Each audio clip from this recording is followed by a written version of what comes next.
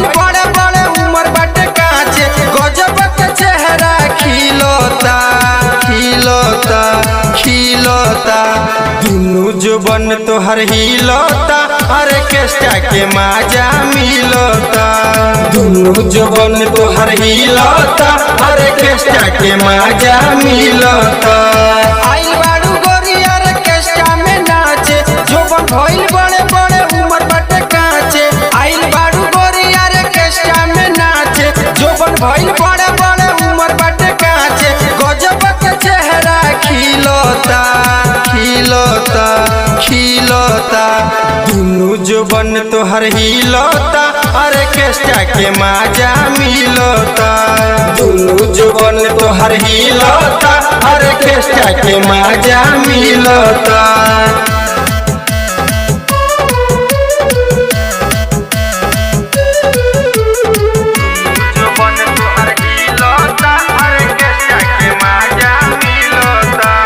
घंघरी उठा के देखाओ तारू टंगरी देखाओ तारू टंगरी देखाओ तारू टंगरी बूढ़ो जवान से लेते बाड़ू नमरी लेते बाड़ू नमरी हो लेते बाड़ू नमरी घंघरी उठा के देखाओ तारू टंगरी बूढ़ो जवान से लेते बाड़ू नमरी अखिया में गजरा बा ओठ पर लाली अखिया में गजरा बा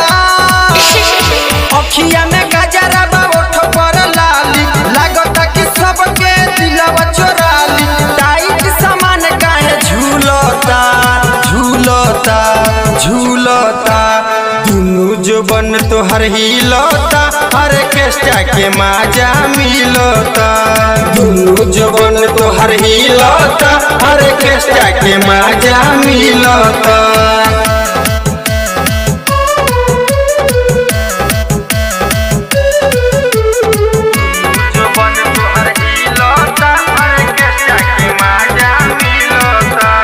चढ़ली जवानी तोहर भइल रसगुल्ला हो भइल रसगुल्ला सबके देखाव तारू तू खुलम खुला हो तू खुलम खुला चढ़ली जवानी तोहर भइल रसगुल्ला सबके देखाव तारू तू खुलम खुला अपना दिनेश के ना तड़पाओ अपना दिनेश के अपना दिनेश के ना तड़पाओ अशोक लखन से दिलावा लगाओ गजब के फील अब मिलता मिलता मिलता दुनु जुबन तोहर हिलता अरे केस्टा के माजा मिलता दुनु जुबन तोहर